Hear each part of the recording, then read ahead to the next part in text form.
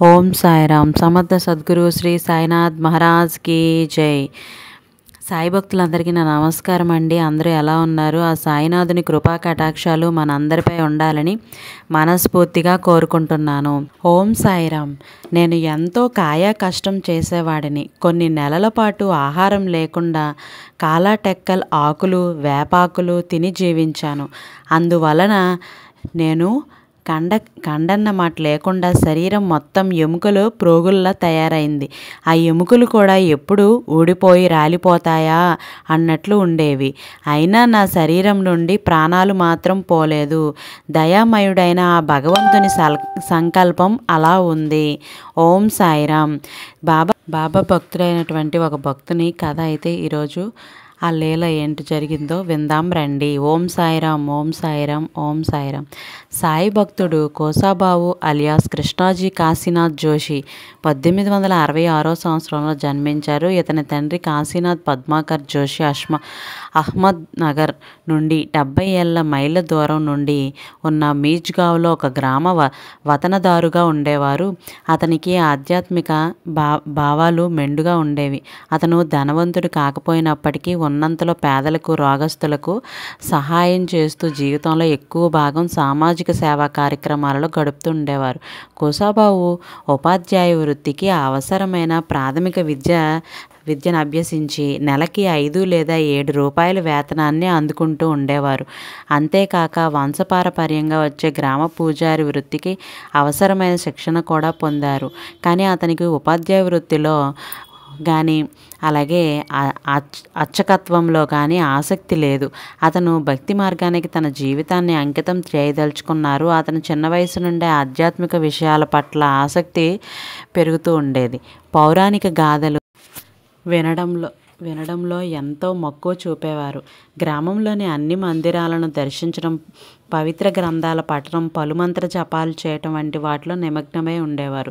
గ్రామంలో ఉన్న మారుతి మందిరానికి ప్రతిరోజు వెళ్ళి పూజ నిర్వహిస్తూ ఉండేవారు. ఒకరోజు అలా వెళ్ళినప్పుడు ఆ మందిరం వద్ద పులి చర్మాన్ని ధరించి ఉన్న ఒక సాధువు కూర్చొని ఉండటం కోసాబావు చూశారు. ఆ సాధువు చుట్టూ ఒక ప్రకాశవంతమైన కాంతి అతనికి కనిపించింది. కోసాబావు తన అలవాటు ప్రకారం మందిరం లోపలికి వెళ్ళి మారుతికి పూజ ముగించిన తర్వాత బయటకు వచ్చి ఆ సాధువుకి నమస్కరించాడు. ఆ సాధువు నామధేయం దత్త మహారాజ్.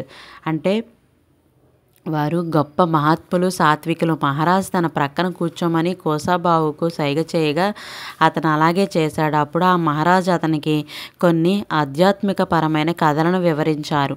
ఆ మహారాజు ఆహారంగా వేరేది తీసుకోక కేవలం పాలు మాత్రమే తీసుకొని జీవనం సాగిస్తూ ఉండేవారు. అందుచేత మహారాజ్ ప్రతిరోజు కోసాబావుకు కొంత ధనమిచ్చి పాలు తెచ్చి పెట్టమని చెబుతూ ఉండేవారు. కోసాబావు సంతోషంగా ఆ పని చేస్తూ ఉండేవారు. ఒకరోజు కోసాబావు పాలు తెచ్చి మహారాజ్కి ఇచ్చి మిగిలిన చిల్లర మాత్రం ఇవ్వక తన వద్దే ఉంచుకున్నారు. మరుసటి రోజు మహారాజ్ కోసాబావుని ఆ చిల్లరతో ఏం చేశావని అడగగా కోసాబావు సౌమ్యంగా ఆ చిల్లరతో నేను పేడాలు కొనుక్కొని తిన్నానని చెప్పారు. మహారాజు అతన్ని చూచి నవ్వుతూ సమీపంలో ఉన్న చెట్టును చూడు, అక్కడికి వెళ్ళు, నీకొక రాయి కనిపిస్తుంది. ఆ రాయి కింద ఒక కుండ ఉంది, దానిని తెరిచి అందులో ఉండేవి తిను అని చెప్పారు. మహారాజు చెప్పినట్లే కోసాబావు వెళ్ళి చూడగా నిజంగానే అక్కడ కుండ నిండా పేడాలున్న ఒక కుండ కనిపించింది. కోసాబావు వాటిని తృప్తిగా తిరిగి ఆ కుండని యథాస్థానంలో పెట్టి మునుపటిలాగే రాయితో మూసివేశారు. ఒక్క మాటలో చెప్పాలంటే ఆ మహారాజు రూపంలో కోసాబావుకు గురువు లభించారు. కోసాబావు దత్త మహారాజ్ శిక్షణలో యోగాసనాలు, ప్రాణాయామం, అలాగే కుండల్ని మేల్కొల్పటం మొదలైన విద్యలు నేర్చుకున్నాడు. కానీ యుక్త వయసులో ఉన్న అతనికి వాటితో తృప్తి కలుగలేదు. తన గురువుకి తెలిసిన మారణం, ఉచ్చటనం, వశీకరణం మొదలైన విద్యలు నేర్పమని పట్టుబట్టాడు. అవి నేర్పటం గురువుకి ఏమాత్రం ఇష్టం లేకపోయినప్పటికీ కోసాబావుకు బాగా ఒత్తిడి చేయడంతో అయిష్టంగానే వాటిని అతనికి నేర్పించడానికి అంగీకరించారు. గురువు చెప్పినట్లు అందుకు అవసరమైన జపం, సాధన కోసాబావు చేశారు. అతను ఒక ఇనుపు కడియాన్ని ధరించి మంత్రాలను నిర్ణత సంఖ్యలలో నిష్ఠగా జపించి కొద్ది కాలంలోనే తాను ఆశించిన శక్తులను వశపరుచుకున్నాడు. ఒక మంత్రాన్ని ఉచ్చరించి పేడాలు వంటి మిఠాయిలను తన చేతుల్లోకి తెప్పించగలిగేవారు. అయితే వాటిని అతను తినడం కానీ అమ్మటం కానీ చేయకూడదు. కానీ ఇతరులు మెప్పించేందుకు అబ్బురపరిచేందుకు వాటిని పంచిపెట్టవచ్చు. ఇవన్నీ అతను మంత్రోచ్చరణ ద్వారా చేసేవాడే కానీ యక్షిని, కామిని మొదలైన దుష్ట శక్తులను వశపరుచుకోవడం ద్వారా కాదు. ఇదే కాక అతను ఇతరులు ప్రయోగించిన దుష్టశక్తులను నిర్వీర్యం చేయగలిగేవాడు. అది ప్రమాదంతో కూడుకున్నది. ఆ శక్తులను ఉపయోగించి ప్రాణహాని కూడా కలిగించవచ్చు. ఒకరోజు ఆ శక్తులను ప్రయోగించిన వారికి కూడా భౌతికంగా హాని జరగవచ్చు. 22 ఏళ్ల వయస్సుకే కోసాబావు ఆ మంత్ర శక్తులపై పూర్తి పట్టు సాధించాడు. ఆ సమయంలో అతని గురువు సమాజానికి దూరంగా హిమాలయాలకు వెళ్ళి అమరణాంతరం అక్కడే గడపాలని నిర్ణయించుకొని కోసాబావుని వెంట తీసుకొని బయలుదేరారు. ఢిల్లీ చేరుకున్నాక ఆయన కోసాబావుకి తొడువీర్కోలు చెప్పి మీరు వెళ్ళిపోయాక నేను ఏం చేయాలన్న అతని ప్రశ్నకు సమాధానంగా షిరిడీలో ఉన్న నా జ్యేష్ఠ సోదరుడు సాయిబాబా దగ్గరికి వెళ్ళి వారు చెప్పినట్లు నడుచుకో అని చెప్పి వెళ్ళిపోయారు. ఆ తర్వాత కోసాబావుకు ఆయన మళ్ళీ కనిపించలేదు. వారి గురించి ఏ వివరాలు తెలియలేదు. చాలా సంవత్సరాల తర్వాత అంటే 1908లో కోసాబావు తన గురువు ఆదేశానుసారం ప్రకారం షిరిడీ వెళ్ళి బాబాను దర్శించాడు. ఇనుప కడియాన్ని పారవేసి మంత్రప్రయోగం ద్వారా పేడాలు సృష్టించటం మానిందే తమతో ఉండేందుకు అనుమతించమని బాబా కరాఖండిగా చెప్పారు. ఖచ్చితమైన బాబా ఆదేశాలన్నీ అనుసరించి కోసాబావు తన ఇనుప కడియాన్ని వెలిచి అవతల పారేసి మంత్రప్రయోగం ద్వారా పేడాలు వంటివి సృష్టించటం మానుకొని షిరిడీలో భిక్ష చేసి జీవనం సాగిస్తూ ఉండేవారు. షిరిడీలో అతనికి ఉండటానికి నివాసం కూడా లేదు. బాబా అతనిని మసీదులో ఒక మూల కూర్చొని పగలంతా దాసబోధ చదవమని ఆజ్ఞాపించారు. అతనిలాగే చేస్తూ ఉండేవారు. రాత్రి ఎక్కడ చోట దొరికితే అక్కడ నిద్రపోతుండేవారు. అతనిలా చెప్పారు. ఏమని? బాబా నాకు కానీ ఇతరులకు కానీ మంత్రోపదేశం వంటివి ఇవ్వలేదు. అప్పటికింకా బొంబాయి తదితర ప్రాంతాల నుండి కూడాను భక్తులు బాబా దగ్గరకు వచ్చేవాళ్ళు కాదు. అప్పుడప్పుడు షిరిడీ గ్రామస్తులు మాత్రమే వారి దగ్గరకు వచ్చి కడుపు నొప్పి, జ్వరం మొదలైన సమస్యలకు ఉపశమనం కోరేవారు. బాబా మసీదులో నిరంతరం జ్వాలించే దినులోని ఊదిని వారికి ఇస్తూ ఉండేవారు. ఆయన అందరినీ దక్షిణ అడిగేవారు కాదు. కొద్దిమంది వద్ద మాత్రమే 4-5 పైసలు అడిగి తీసుకొని దునికి అవసరమయ్యే కట్టెలు మొదలైన వాటి కోసం వెచ్చించుండేవారు. బాబా దగ్గరికి వచ్చే గొప్ప వారి విషయానికి వస్తే నానాసాహెబ్ నిమోన్కర్ తరచూ వారితో చూసేవాడిని. బాబా తమ సంభాషణలో బ్రహ్మ, మాయ, వివేకం, మహావాక్య తత్వాలు, సాధన చతుష్టయం మొదలైన విషయాల గురించి ప్రస్తావించగా నేను వినలేదు. విశ్వాసంతో తమని ఆశ్రయించిన వాళ్ళకి బాబా తమ అద్భుత శక్తులతో భగవంతుని పట్ల విశ్వాసాన్ని కలిగిస్తూ ఉండేవారు.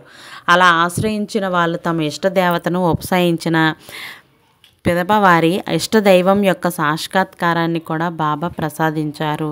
కోసాబావు పూర్తిగా 3 సంవత్సరాలు బాబా సన్నిధిలో గడిపారు. తర్వాత అతని తండ్రి వచ్చి అతనిని తనతో తీసుకెళ్ళమని అడిగారు. కోసాబావు ఇంటికి వెళ్లే ముందు బాబాను దర్శించాడు. అప్పుడు బాబా ఈసారి వచ్చేటప్పుడు ఇద్దరుగా రండి అని అన్నారు. కొద్ది రోజుల తర్వాత కోసాబావు తన తండ్రితో కలిసి షిరిడి వచ్చి బాబాను దర్శించాడు. అప్పుడు బాబా గతంలో తాము చెప్పిన ఇద్దరుగా రండి అన్న మాటకు అర్థం పెళ్లి చేసుకుని భార్యతో రా అని వివరించారు. దాంతో అతను షిరిడి నుండి వెళ్ళిన వెంటనే వివాహం చేసుకున్నాడు. వివాహం చేసుకున్నప్పటికీ షిరిడి వెళ్ళి బాబా దగ్గర ఉండాలనే అతనికి ఇష్టపడితే ఉండేది. అందువల్ల ఒకసారి ఒంటరిగా షిరిడి వెళ్ళి చాలా రోజులు అక్కడే ఉండిపోయాడు. అప్పుడు అతని భార్య వచ్చి అతనిని తనతో తీసుకెళ్ళింది. బాబా కృప వల్ల ఆ దంపతులకు పిల్లలు, మనవళ్ళు ఉన్నారు. అలా కోసాబావు 9 సంవత్సరాల కాలంలోనే తరచూ షిరిడి దర్శిస్తూ ఉండేవాళ్ళు. ఆ 9 సంవత్సరాల కాలంలో ఒక్కసారి బాబా ఆ 3 తలల వాణ్ణి చూడు అతనితో అన్నాడు. దాన్ని అతను గానుగాపురం వెళ్ళి దత్తాత్రేయుని దర్శించమన్న బాబా ఆదేశం భావించారు. ఇక అప్పటి నుండి అతను సంవత్సరానికి 2 సార్లు గురు పౌర్ణమికి ఒకసారి, మాఘ పౌర్ణమికి ఒకసారి గానుగాపురం వెళ్తూ ఉండేవారు. ఇంకోసారి బాబా 3 రోజులకి ఒక పారాయణ చొప్పున గురుచరిత్ర 108 పారాయణాలు చేయమని ఆదేశించారు. బాబా ఆదేశాను ప్రకారం అతను 10-11 నెలలు గానుగాపురంలో ఉండి 108 పారాయణాలు పూర్తి చేశారు. కోసాబావు చేత మంత్రశక్తులు ఉపయోగించడాన్ని నిషేధించిన బాబా దయతో అతనికి ఒక అద్భుత శక్తిని ప్రసాదించారు. అది ఎలా జరిగిందో చూడండి. ఒక ఏకాదశి నాడు కోసాబావు బాబా చెంత కూర్చొని ఉన్నాడు. అప్పుడు వారిరువురి మధ్య జరిగిన సంభాషణ. బాబా, ఈరోజు నువ్వు ఏమి తింటావు? కోసాబావు, ఏమీ తినను, ఈరోజు ఏకాదశి. బాబా, ఏకాదశి అంటే ఏమిటి? కోసాబావు, ఉపవాసం ఉండే రోజు. బాబా, ఉపవాసం అంటే ఏమిటి? కోసాబావు, అది రోజా వంటిది. రంజాన్ మాసంలో ముస్లింలు పాటించే ఉపవాసాన్ని రోజా అంటారు. బాబా, రోజా అంటే? కోసాబావు, కందమూలాలు తప్ప మరేమీ తినకుండా ఉండటం. కందమూలాలంటే ఏంటి? కందమూలాలు అంటే దుంప వేర్లు. మామూలుగా చిలగడ దుంప వలనే కందమూలాల్ని అంటారు. వాటినే ఏకాదశి రోజు తింటుంటారు. మరాఠీలో ఉల్లిగడ్డలను కంద అంటారు. కాందా పేర్లలో ఉన్న సారూప్యతను అవకాశంగా తీసుకొని బాబా కొన్ని ఉల్లిగడ్డలను కోసారావుకి ఇచ్చి తినమన్నారు. సనాతనను ఏకాదశి రోజు ఉల్లి తినకూడదు. కానీ బాబా పట్టుబట్టడంతో వారి అభిష్టానికి వ్యతిరేకంగా నడుచుకోవటం ఇష్టం లేని కోసాబావు, మీరు తింటే నేను తింటాను అని అన్నాడు. అప్పుడు బాబా కొన్ని ఉల్లిగడ్డలు తిన్నారు. తరువాత కోసాబావు కూడా కొన్ని ఉల్లిగడ్డలు తిన్నాడు. అంతలో కొంతమంది భక్తులు మసీదులోకి రాసాగారు. బాబా కోసాబావును ఆట పట్టించిందని తలచి ఆ వచ్చిన భక్తులతో, ఈ కోసాబావును చూసారా, ఏకాదశి రోజు ఉల్లిగడ్డలు తింటున్నాడు అన్నారంట. కోసాబావు తనను తాను సమర్థించుకోదలిచి, బాబా తిన్నారు కనుక నేను తిన్నాను అని అన్నాడు. వెంటనే బాబా, నేను ఉల్లిగడ్డలు తినలేదు అంటూ తిన్నది కక్కేశారు. దానిలో ఉల్లిగడ్డల అంతా లేవు, కేవలం చిలగడ దుంపలు మాత్రమే ఉన్నాయి. బాబా, చూసారా, నేను తిన్నది ఉల్లిగడ్డలు కాదు, చిలగడ దుంపలు అన్నారు. కోసాబావు బాబా తన అద్భుత శక్తితో ఉల్లిపాయలను చిలగడ దుంపలుగా మార్చేశారని ఆశ్చర్యపోతూనే, అదే తనకు గొప్ప అవకాశమని బాబా కక్కిన దానిని ప్రసాదంగా భావించి ఒక్క ఉదుటిన దానిపై పడి నోటితో లాక్కొని తినేశారు.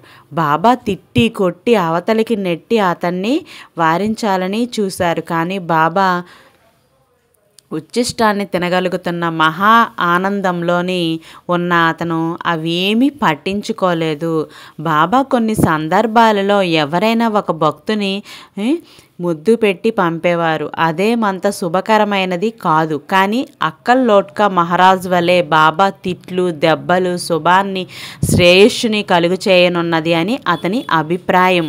అందువల్ల బాబా తిట్లను దెబ్బలను ఆశీస్సులుగా భావించాడు.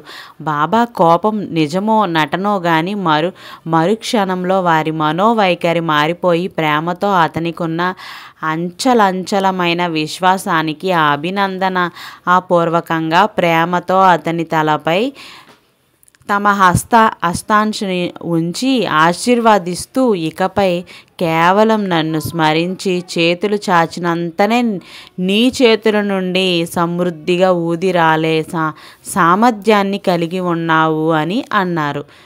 ఈ వివరంగా 1936లో కోసాబావు పూణేలో తన నివాసమందు మంచంపై కూర్చొని బివి నరసింహస్వామికి తెలియజేస్తూ హఠాత్తుగా తన 2 చేతులని కలిపి దోసిలిలా పట్టి పైకెత్తి తన ముఖానికి ముందుంచారు. తర్వాత 2 కళ్ళు మూసుకొని బాబాను ధ్యానించారు.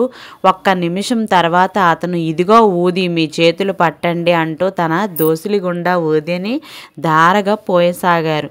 బివి నరసింహస్వామి అతనితో పాటు ఉన్న అవస్థ అతని దోసిలి క్రిందగా కాగితం పెట్టి కొన్ని ఔన్సులు ఊది సేకరించి పొట్లం కట్టి దాచుకున్నారు. ఈ విషయమై బివి నరసింహస్వామి తాము రచించిన లైఫ్ ఆఫ్ సాయిబాబాలో ఇలా వ్రాశారు. శీతల వాతావరణంలో కూసాబావు చేతి నుండి వచ్చిన ఊది అప్పుడే దునిమాయి నుండి తీసిన ఊదిలా వెచ్చగా ఉంది. కూసాబాయి ఇలా చెప్పాడు: అద్భుత వరం వల్ల లభించిన ఈ ఊదిని విశ్వాసంతో నా నుండి ప్రసాదం కోరే భక్తులకు పంచిపెడతాను. అది వారి బాధలను, పలు రకాల దుష్ప్రభావాలను తొలగించేది, సంతానం లేని వారికి సంతానాన్ని కూడా ప్రసాదించేది. ఈ శక్తి ఒక్కసారిగా నాలో నిక్షిప్తమైంది. నేను చేతుల్లోకి ఊదిని సృష్టించడం అనేది ఎలాంటి మంత్రాలు ఉచ్చరించటం వల్ల జరిగేది కాదు, కేవలం బాబాను స్మరించటం వల్లే సాధ్యమైంది. కానీ చేతుల్లోనికి ప్రత్యక్షమైన పేడ కానీ మిఠాయిని కానీ మరో చోట నుంచి తెప్పించబడేవి కాదు. అంటే ఒక చోట నుండి మరొక చోటికి బదిలీ చేయడం అన్నమాట. అందుకే బాబా దీనిని నిషేధించారు. ఇకపోతే పేడాలు సృష్టించే పూర్వపు మంత్ర విద్య విషయంలో బాబా విధించిన నిషేధాన్ని దాదాపు పాటించేవారు. కానీ అప్పుడప్పుడు భక్తుల ప్రలోభానికి లోనే ఆ మంత్రశక్తులను ప్రయోగిస్తూ ఉండేవారు. ఒకసారి షిరిడీలో పేడాలను సృష్టించాడు. దుష్టశక్తులు తిప్పికొట్టే మంత్ర విద్యను కూడా అతను ప్రయోగిస్తూ ఉండేవాడు. ఒకసారి రాజ్ మచ్కర్ మనవడిపై దుష్టప్రయోగం ఏదో జరిగింది. ఆ ప్రభావం వలన అతని శరీరంపై, గుడ్డలపై, పడకలపై అకారణంగా మచ్చలు ఏర్పడేవి. అదొక రకమైన క్షుద్ర శక్తి ప్రయోగం. దాన్ని తిప్పికొట్టే ప్రత్యేక మంత్రాలను కోసాబావు అభ్యసించి ఉన్నందువలన రాజ్ మచ్కర్ అతనికి కబురు పెట్టాడు. అతను వారింటికి వెళ్ళి దుష్ట ప్రయోగాన్ని నిష్ఫలం చేసే మంత్రాలను చదివి దత్తాత్రేయుని పూజ నిర్వహించి ఆరతి ఇచ్చాడు. అంతటితో ఆ దుష్టశక్తి ప్రభావం పూర్తిగా నియంత్రించింది. ఒకసారి కోసాబావు షిరిడి వెళ్ళి బాబాను దర్శించినప్పుడు బాబా అతనితో, నన్ను చూడటానికి శ్రమపడి ఇంత దూరం ఎందుకు వస్తావు? నేను అక్కడే ఉన్నాను అని అతని స్వగ్రామమైన మిరాజ్గావ్లో తామున్న ఒక నిర్దిష్ట ప్రదేశం గురించి వర్ణించి చెప్పారు. తర్వాత కూసాబావు ఆ ప్రదేశానికి వెళ్ళి ముళ్ళ పొదలు మొదలైనవన్నీ కూడా తొలగించి శుభ్రపరచగా అక్కడ అతనికి ఒక సమాధి కనిపించింది. అది హజరత్ ఫకీర్ షా సమాధి. ఫకీర్ షా 200 సంవత్సరాలకు పూర్వం జీవించుండేవారు. వారి సమాధి ఉండే స్థలం అప్పటి జాగీర్దారు వారికి ఈనాముగా ఇచ్చారు. కోసాబావు ఆ స్థలాన్ని కొని ఆ సమాధిని పూజించసాగాడు. అతను ఇక్కడ బాబా దర్శనం అవుతుండేది. దాంతో అతను శ్రీరామనవమికి మాత్రమే షిరిడి వెళ్తూ ఉండేవారు. కోసాబావు ఇలా చెప్పాడు: భక్తులలో నమ్మకం కలిగించేందుకే ఫకీర్ షా దర్శనమిస్తూ ఉండేవారు. చాతుర్మాసాలలో వారి దర్శనం లభించదు, కానీ వారి మాటలు వినబడతాయి. వారు చాలా తక్కువగా మాట్లాడతారు. వారి మాటల ద్వారా భక్తి జ్ఞాన మార్గాలలో ప్రగతిని సాధించేటటువంటి ఏమీ ఉండదు. వారు అప్పుడప్పుడు సాయిబాబా గురించి మాట్లాడేవారు. తాము సాయిబాబా ఒకే కూటమికి చెందిన వారమని, వారితో తమకు సన్నిహిత బంధువులు చెప్పేవారు. వారు శ్రీ సాయిబాబా జీవించే ఉన్నారని చెప్తూ ఉండేవారు. కానీ ఏ రూపంలో ఉన్నది మాత్రమే తెలియజెప్పేవారు కాదు. బాబా మార్గనిర్దేశంలో కోసాబావు ఆధ్యాత్మిక ఎంతో వృద్ధి చెందారు. ఎన్నో సిద్ధులు సంపాదించారు. వాటిని ధర్మబద్ధంగా మానవాళి సహాయార్థం ఉపయోగిస్తూ ఉండేవారు.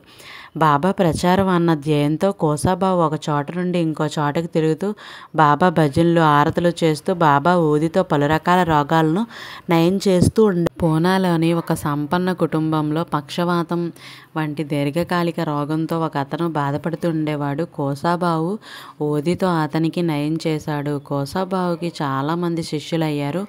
వారిలో ప్రథముడు విఆల్ కులకర్ణి. పూణే నగరంలో ఎక్కువ మంది శిష్యులు ఉన్నందున కోసాబావు తాను అక్కడే సమాధి చెందాలని తలచాడు. ఆ కారణంగానే అతను పూణేలో నివాసం ఏర్పరచుకున్నాడు. కోసాబావు యొక్క ఇష్టదైవం దత్తాత్రేయుడు. ప్రతి సంవత్సరం స్వగ్రామం వెళ్ళి ఎంతో ఉత్సాహంగా దత్త జయంతి జరుపుతూ ఉండేవారు. తన శిష్యులు దత్తాత్రేయుని బాబాని ఆరాధించేలా అతను చూసుకునేవారు. 1944 ఫిబ్రవరి 19 శనివారం మాఘబహుళ దశమి మధ్యాహ్నం 12 గంటలకు కోసాబావు తుదిశ్వాస విడిచారు. తన మరణానికి ముందు కులకర్ణి అలాగే ఇతర శిష్య వర్గానికి కొన్ని సూచనలు ఇచ్చారు. పూణేలో పార్వతీ ఫైదా అనే ప్రాంతానికి శివాజీ గిరిపాదాల వద్ద ఒక ఇంట్లో కోసాబావు సమాధితో కూడుకున్న మందిరం ఉంది. మందిరంలో కోసాబావు సమాధితో పాటు సాయిబాబా, దత్తాత్రేయుని మూర్తుల దర్శనమిస్తాయి. తన ఇష్టదైవాలైన సాయిబాబా, దత్తాత్రేయులు అభిషేకించిన జలాలు తన సమాధి మీదుగా జాలువారాలని కోసాబావు కోరిక. ఆ కోరిక సద్గురుదాస్కి సేన్ సాయిబాబా మండలిని ఏర్పాటు చేసిన అతని శిష్యులు నెరవేర్చారు.